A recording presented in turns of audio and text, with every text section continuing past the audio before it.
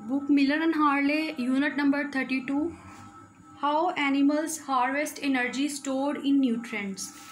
Animals generate energy by breaking down nutrients, for example carbohydrates, fats and proteins. जो animals हैं वो energy कैसे produce करते हैं? हम जो भी खुराक खाते हैं उसके अंदर कार्बोहाइड्रेट भी प्रेजेंट होता है, फैट्स भी प्रेजेंट होते हैं और प्रोटीन्स भी प्रेजेंट होते हैं। तो इस खुराक की मदद से ही हमें एनर्जी मिलती है और ये जो खुराक हम खाते हैं ये ही डिफरेंट प्रोसीजर्स के ज़रिए से गुज़रती है, डिफरेंट प्रोसेसेस से गुज़रती है और हमें एनर्जी प्रोवाइड करती है। और इस तरह की एनर्जी प्रोवाइड करती है जो कि हमारे लिए यूज़फुल होती है, हम वर्क में उसको यूज़ कर सकते हैं। इसके अलावा जिस्म के अंदर जितने भी प्रोसीजर्स हो रहे हैं उसके लिए हम यूज़ कर सकते हैं। तो रिस्पिरेशन जो है, जिसमें एक ऐसा प्रोसीजर है जिसमें एनर्जी प्रोड्यूस की जाती है। दो तरह से होती है रिस्पिरेशन, एक रिस्पिरेशन एरोबिक रिस्पिरेशन है और दूसरी रिस्पिरेशन जो है वो एनएरोबिक रिस्पिरेशन है। एरोबिक रिस्पिरेशन में जो प्रोसीजर होता है इसे ग्लाइकोलाइसिस बोलते हैं और एनएरोबिक में जो प्रोसीजर होता है उसे फर्मेंटेशन बोलते हैं। और फर्मेंटेशन दो तरीके से हो सकती है। एरोबिक रिस्पिरेशन में ऑक्सीजन की ज़रूरत होती है जबकि एनएरोबिक रिस्पिरेशन में ऑक्सीजन की ज़रूरत नहीं होती। ग्लाइकोलाइसिस अगर देखा जाए तो ग्लाइको ग्लूकोज से रिलेटेड है और लाइसिस का मतलब है टूटना। तो ग्लूकोज जो है वो 6 कार्बन कंपाउंड है और जब ये टूटता है तो ये 3 कार्बन कंपाउंड के 2 मॉलिक्यूल्स बना देता है जिन्हें पायरुवेट बोलते हैं। और नेक्स्ट फिर ये पायरुवेट नेक्स्ट प्रोसीजर में जाते हैं और डिफरेंट तरह के कंपाउंड्स बनाने के बाद एनर्जी की और ज़्यादा प्रोडक्शन करते हैं।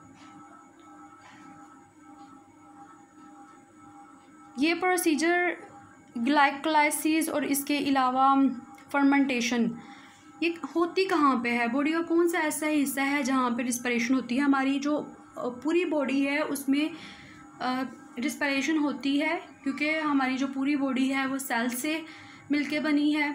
और सेल का अगर स्ट्रक्चर देखा जाए तो सेल में न्यूक्लियस होता है, उसके आउटर साइड पे साइटोप्लाज्म होता है और जो आउटर बाउंड्री होती है उसे सेल मेम्ब्रेन बोलते हैं। जो एरोबिक रिस्पिरेशन है ये माइटोकॉन्ड्रिया में होती है। माइटोकॉन्ड्रिया क्या है? ये ऑर्गेनेली है जो कि सेल के अंदर पाया जाता है।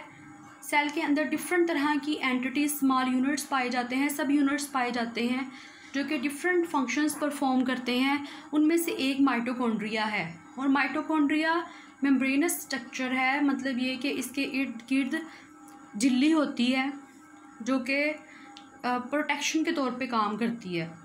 जो एनारोबिक रिस्पिरेशन है वो साइटोप्लाज्म में होती है। न्यूक्लियस के इर्द गिर्द जो लिक्विड सा मटेरियल होता है उसे साइटोप्लाज्म बोलते हैं।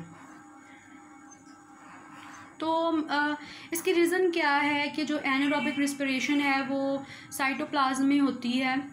इसकी रीज़न ये है कि जितने भी एंजाइम्स जो कि चाहिए होते हैं एनारोबिक रिस्पिरेशन में वो साइटोप्लाज्म में ही होते हैं और वो माइटोकॉन्ड्रिया में नहीं जाते क्योंकि ये जो एंजाइम्स हैं ये मेम्ब्रेन को क्रॉस नहीं कर सकते और ये बहुत ज़्यादा प्रिमिटिव प्रोसेस है। मतलब ये कि जब ज़मीन पे लाइफ ओरिजिनेट होना स्टार्ट हुई थी और ऑक्सीजन की कंसंट्रेशन बहुत ज़्यादा कम थी या ना होने के बराबर थी तो एनारोबिक रिस्पिरेशन ही ऑर्गेनिजम्स करते थे।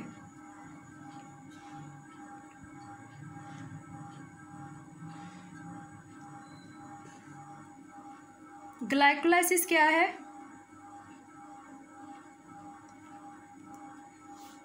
ग्लाइकोलाइसिस ये फर्स्ट फेज़ है न्यूट्रिएंट मेटाबॉलिज्म की। इसमें न्यूट्रिएंट्स जो हैं वो दूसरे न्यूट्रिएंट्स में कन्वर्ट होते हैं। तो जो ग्लूकोज है वो 6 कार्बन कंपाउंड है। ये डिफरेंट प्रोसीजर से गुजरने के बाद पायरुवेट बना देता है जो कि 3 कार्बन कंपाउंड है। इस सारे प्रोसीजर के अंदर 4 ATP प्रोड्यूस होते हैं। ATP क्या है? Adenosine triphosphate. ये न्यूक्लियोटाइड है और एनर्जी का सोर्स है, लेकिन नेट जो है वो 2 ATP रह जाते हैं ग्लूकोज में। 2 इसमें ATP यूज़ हो जाते हैं 6 कार्बन कंपाउंड को दोबारा असेंबल करने में, जबकि जो नेट प्रोडक्शन रह जाती है ATP की वो सिर्फ 2 है। और जो एनारोबिक रिस्पिरेशन है इसमें फर्मेंटेशन आ जाती है फर्मेंटेशन में दो तरह से फर्मेंटेशन हो सकती है। एक फर्मेंटेशन में लैक्टिक एसिड प्रोड्यूस होता है और दूसरी फर्मेंटेशन में अल्कोहल प्रोड्यूस होता है। और जो ग्लाइकोलाइसिस है ये एनारोबिक प्रोसीजर है। पायरूवेट के बाद जो प्रोसीजर स्टार्ट होते हैं, फॉर एग्जांपल जिसमें क्रैब्स साइकिल आ जाता है, वो एरोबिक रेस्पिरेशन है। फर्मेंटेशन जिसमें लैक्टिक एसिड और अल्कोहल बनता है, ये भी एनारोबिक प्रोसीजर्स हैं। तो ये जो ग्लाइकोलाइसिस का प्रोसीजर है या फर्मेंटेशन का प्रोसीजर है, ये बहुत ज़्यादा प्रिमिटिव है और ये अर्थ में सबसे पहले पाया जाता था। नेक्स्ट लेक्चर में हम ये पढ़ेंगे कि कैसे जो ग्लूकोज है वो डिफरेंट स्टेप से गुजरता है और एनर्जी प्रोड्यूस करता है, और नेक्स्ट क्रैब साइकिल क्या होता है और कैसे एनर्जी प्रोड्यूस होती है।